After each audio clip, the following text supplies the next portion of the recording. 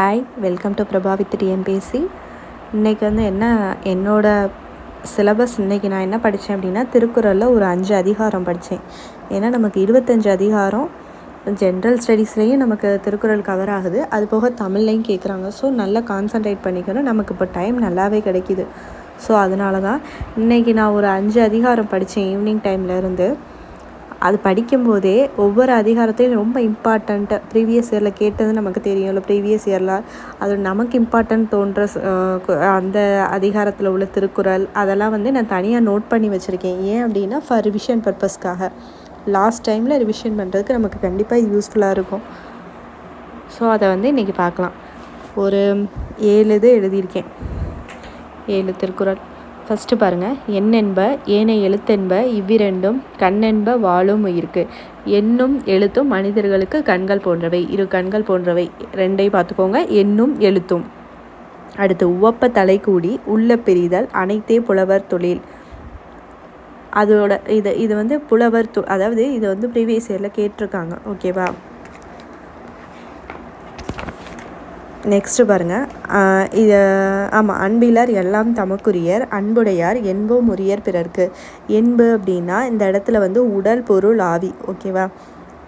அன்பில்லாதவங்க எல்லாமே தன்னோடதுன்னு சொல்லுவாங்க. அன்புடையவரோ அவங்களோட உடல் பொருள் ஆவி எல்லாமே பிறருக்கு அப்படின்னு சொல்லுவாங்க. அடுத்து அன்பின் வழியது உயர்நிலை அக்திலாருக்கு என்பதோல் பொறுத்த உடம்பு. அன்போடு இருக்கிறது தான் உயிர் இருக்கிற மாதிரி, அன்பில்லாதது வெறும் எலும்பாலான ஒரு உடம்பு மாதிரி தான். அடுத்து அன்புடைமை ஆன்ற குடிப்பிறத்தல் இவ்விரண்டும் பண்புடைமை என்னும் வழக்கு. ரொம்ப முக்கியமான கொஷின், பார்த்துக்கோங்க.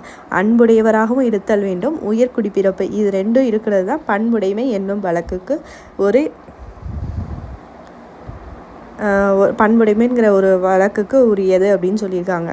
அடுத்து நயனோடு நன்றி புரிந்த பயனுடையார் பண்பு பாராட்டும் உலகு. நயனோடு அப்படின்னா நேர்மையோடு, நன்றி புரிந்த பயனுடையார் அறத்தையும் நேர்மையையும் அறத்தையும் கொண்டு பிறருக்கு உதவணும் நீங்கள். ஓகேவா? அவங்கள தான் இந்த உலகம் பாராட்டும் அப்படின்னு சொல்லியிருக்காங்க. அடுத்து பாருங்கள். அறம்போலும் கூர்மையரேனும் மரம்போல்வர் மக்கட்பண்பு இல்லாதவர். அறம் போன்ற கூர்மையுடையவராக இருந்தாலும் நீங்கள் இந்த மக்களோட ஒட்டு வாழலை அப்படின்னா, மக்கட்பண்பு இல்லை அப்படின்னா, நீங்கள் அந்த ஓர் அறிவுடைய மரத்துக்கு தான் ஒப்பானவங்க அப்படின்னு சொல்லி நம்ம வள்ளுவர் சொல்லியிருக்காரு. ஸோ நான் இன்றைக்கி படித்த இது வந்து ஃபஸ்ட்டு ஒரு 3 அதிகாரத்துலேருந்து எழுதியிருக்கேன். பேலன்ஸ் 2 அதிகாரத்துலேருந்து நான் நெக்ஸ்ட் வீடியோவில் அப்லோட் பண்ணுறேன்.